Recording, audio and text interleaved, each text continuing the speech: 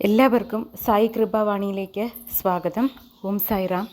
ഞാനിന്ന് പറയാൻ പോകുന്നത്, നമ്മളെല്ലാവരും കേട്ടിട്ടുണ്ടായിരിക്കാം, ബാബയിൽ നമ്മൾ ആശ്രയിക്കണം, ബാബയിലെല്ലാം സറണ്ടർ ചെയ്യണം എന്ന് വെച്ചാൽ ശരണാഗതി പ്രാപിക്കണമെന്നൊക്കെ അല്ലേ. അതെങ്ങനെയാണ് ബാബയിൽ സർവ്വം സമർപ്പിച്ച് നമ്മൾ പ്രാർത്ഥിക്കുന്നതെന്നും എങ്ങനെയാണ് പ്രാർത്ഥിക്കേണ്ടതെന്നും അതിന് ഒരു മന്ത്രവും ഉണ്ട് കേട്ടോ. ആ മന്ത്രമെന്ന് പറയുന്നത് കുറച്ച് ബാബ ഭക്തരെങ്കിലും കേട്ടിട്ടുണ്ടാകാം. നരസിംഹസ്വാമിജിക്ക് നമ്മുടെ ബാബ സ്വപ്നദർശനത്തിൽ കുറേ മന്ത്രങ്ങൾ പറഞ്ഞു കൊടുത്തിട്ടുണ്ട്. ബാബയുടെ ഭക്തർക്കായി നരസിംഹസ്വാമിജി എഴുതണമെന്ന് പറഞ്ഞ് ബാബ സ്വപ്നദർശനം കൊടുത്ത കുറേ മന്ത്രങ്ങളുണ്ട്. അതിലൊരു മന്ത്രമാണ് ബാബയിൽ എങ്ങനെ സർവസ്വ ശരണാഗതി, ബാബയിൽ എങ്ങനെ സറണ്ടർ ചെയ്യാം, അതിനുള്ള ബാബ തന്നെ പറഞ്ഞു കൊടുത്ത ഒരു മന്ത്രം നരസിംഹസ്വാമിജി നമുക്കായി പറഞ്ഞു തന്നിട്ടുണ്ട് കേട്ടോ. അപ്പോൾ ഞാൻ അതിനുവേണ്ടി എങ്ങനെയാണ് ആ മന്ത്രം പറയേണ്ടതെന്നും എന്താണ് ആ മന്ത്രമെന്നും അതിന് തൊട്ട് മുമ്പായിട്ട് നമ്മൾ എങ്ങനെയാണ് മനസ്സിൽ ബാബയെ മാനസപൂജ എന്ന് പറയും, ബാബയെ മനസ്സിൽ സങ്കല്പിച്ച് എങ്ങനെയാണ് നമ്മുടെ പ്രോബ്ലംസ് ബാബയുടെ തൃപ്പാദങ്ങൾ സമർപ്പിക്കേണ്ടതെന്നും കേട്ടോ. അതിന് ഫസ്റ്റ് നമ്മൾ ചെയ്യേണ്ടത്, ബാബ പറഞ്ഞ സായി സച്ചരിത്രയിലെ ഒരു വാക്ക് തന്നെ ഞാനിതിൽ പറയുകയാണ്. ബാബ പറയുന്നുണ്ട്, നിങ്ങളുടെ ഭാരങ്ങൾ എന്നിൽ അർപ്പിക്കൂ, ഞാനത് ചുമന്നുകൊള്ളാം എന്ന് ബാബ പറയുന്നുണ്ട്. അതിന് ഉദാഹരണമെന്നോണം ബാബ സായി സച്ചരിത്രയിൽ പറയുന്ന ഒരു കഥ തന്നെയുണ്ടല്ലേ. കഥയല്ല, നടന്ന സംഭവമാണ്. ഒരു ഭക്തൻ്റെ, ഒരു കുട്ടിയുടെ പ്ലേഗ് ബാബ സ്വന്തം ശരീരത്തിൽ കാണിച്ചു കൊടുത്തു എന്നാണ് പറയുന്നത് അതിൽ. കാരണം ആ കുട്ടി അനുഭവിച്ച അതേ വേദനയും ആ പ്ലേഗിൻ്റെ പാടുകളും ബാബ സ്വന്തം ശരീരത്തിൽ ആ കുട്ടിയുടെ അമ്മയ്ക്ക് കാട്ടിക്കൊടുക്കുകയും ഒപ്പം ബാബ പറഞ്ഞ വാക്കുകളുണ്ട്, ഞാൻ എൻ്റെ ഭക്തർക്ക് വേണ്ടി ധാരാളം കഷ്ടതകൾ അനുഭവിക്കുന്നു, പക്ഷേ എൻ്റെ ഭക്തർ അത് മനസ്സിലാക്കുന്നില്ല എന്നാണ് ബാബ പറഞ്ഞത്. അതിൻ്റെ അർത്ഥം എന്താണ്?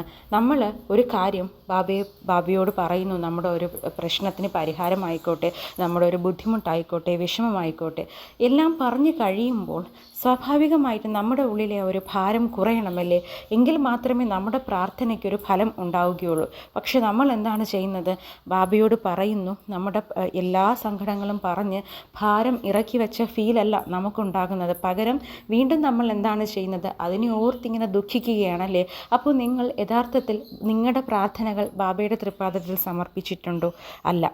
കാരണം നമ്മൾ എപ്പോഴും നമ്മുടെ ബുദ്ധിമുട്ടുകൾ പ്രാർത്ഥിക്കുന്നു, അതിനോടൊപ്പം വീണ്ടും ആ വിഷമങ്ങളെ ഇങ്ങനെ മനസ്സിൽ കൊണ്ട് നടക്കുകയാണല്ലേ.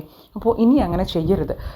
നിങ്ങൾ ചെയ്യേണ്ടത്, നിങ്ങൾ ആദ്യം ചെയ്യേണ്ടത്, ബാബയിൽ സർവ്വം സമർപ്പിക്കണമെന്നുണ്ടെങ്കിൽ നിങ്ങൾ ആദ്യം ചെയ്യേണ്ടത്, നമ്മൾ ഒരു വ്യക്തിയോട് സംസാരിക്കുന്നു എന്ന രീതിയിൽ ബാബയോട് സംസാരിക്കാൻ പഠിക്കുക. നമ്മുടെ എല്ലാ പ്രോബ്ലംസും, സുഖമാകട്ടെ ദുഃഖമാകട്ടെ, എല്ലാം ബാബയോട്, ഒരു മനുഷ്യനോട് നമ്മൾ എങ്ങനെയാണോ സംസാരിക്കുന്നത്, പെരുമാറുന്നത്, ആ രീതിയിൽ ബാബയോട് ആദ്യം നമ്മൾ സംസാരിക്കാൻ പഠിക്കുക. 2, നിങ്ങൾ ചെയ്യേണ്ടത്, എപ്പോഴും താങ്ങാനാകാത്തൊരു വിഷമം അല്ലെങ്കിൽ നമുക്ക് ഒരു പ്രാർത്ഥന ബാബയോട് പറയാനുണ്ടെങ്കിൽ കണ്ണുകളടച്ച് ഫസ്റ്റ് നിങ്ങൾ ചെയ്യേണ്ടത് ബാബയുടെ ആ ഒരു പൂർണ്ണ രൂപം നിങ്ങളുടെ മനസ്സിൽ വ്യക്തമായി കൊണ്ടുവരിക. കണ്ണുകളടച്ച് കൊണ്ടുവന്നതിന് ശേഷം നിങ്ങൾ സങ്കല്പിക്കേണ്ടത്, ബാബയുടെ മുന്നിൽ നമ്മൾ നിൽക്കുന്നതായിട്ടും ബാബ നമ്മളെ നോക്കി പുഞ്ചിരിക്കുന്നതായിട്ടും ഫസ്റ്റ് നമ്മുടെ മനസ്സിൽ നമ്മൾ കാണുക കേട്ടോ. ആ ഒരു വിഷ്വൽ നമ്മൾ കൊണ്ടുവരിക. ശേഷം ബാബയോട് തുറന്നു പറയുക, എനിക്ക് നിങ്ങളുടെ ബുദ്ധിമുട്ട് എന്താണോ, ഇപ്പോൾ ഞാൻ ഉദാഹരണത്തിന് പറയുകയാണെങ്കിൽ, ബാബ എനിക്ക് ഈ ഒരു വിഷമം ഇനിയും താങ്ങാൻ സാധിക്കുന്നില്ല, അതുകൊണ്ട് എൻ്റെ ഈ ഒരു വിഷമത്തെ ഞാൻ ബാബയുടെ തൃപ്പാദത്തിൽ സമർപ്പിക്കുന്നു, എനിക്ക് വേണ്ടുന്ന പരിഹാരം എത്രയും പെട്ടെന്ന് കാട്ടിത്തരണം എന്ന് നമ്മൾ ബാബയുടെ മുഖത്ത് നോക്കി പറയുന്നതായിട്ട് നമ്മൾ എന്ത് ചെയ്യുക, മനസ്സിൽ സങ്കല്പിക്കുക, മനസ്സിൽ പറയുക. എന്താണോ നമ്മുടെ വിഷമം അത് ബാബ ഏറ്റെടുക്കണം, ബാബയുടെ തൃപ്പാദത്തിൽ ഞാൻ എൻ്റെ ഈ ഒരു പ്രോബ്ലത്തെ സമർപ്പിക്കുകയാണെന്ന് പറഞ്ഞ് എന്ത് ചെയ്യുക, മനസ്സിൽ അതൊന്ന് വിഷ്വലൈസ് ചെയ്യുക കേട്ടോ. വിഷ്വലൈസ് ചെയ്ത് പറയുക, ലാസ്റ്റ് പറയുക, എന്നെയും എൻ്റെ കുടുംബത്തെയും എന്നും സംരക്ഷിക്കുന്ന, ഞങ്ങളോടൊപ്പം സദാ നിലകൊള്ളുന്ന ബാബയ്ക്ക് ഞാൻ നന്ദി പറയുന്നു എന്നുകൂടി പറഞ്ഞ് ഈ ഒരു പ്രാക്ടീസ് അവസാനിപ്പിക്കുക. ഇതാണ് ഫസ്റ്റ് ചെയ്യേണ്ടത്. ഫസ്റ്റ് നമ്മൾ ബാബയെ നമ്മുടെ ജീവിതത്തിൻ്റെ ഒരു ഭാഗമായി മാറ്റി നമ്മുടെ എല്ലാ കാര്യങ്ങളും ഷെയർ ചെയ്യുക. അതുപോലെ തന്നെ താങ്ങാനാവാത്ത ബുദ്ധിമുട്ടുകൾ വരുമ്പോൾ മനസ്സിൽ ബാബയെ സങ്കല്പിച്ച് നമ്മുടെ ബുദ്ധിമുട്ട് എന്താണോ അത് ബാബയോട് പറയുന്നതായി സങ്കല്പിച്ച് പറയുക, നന്ദി പറയുക.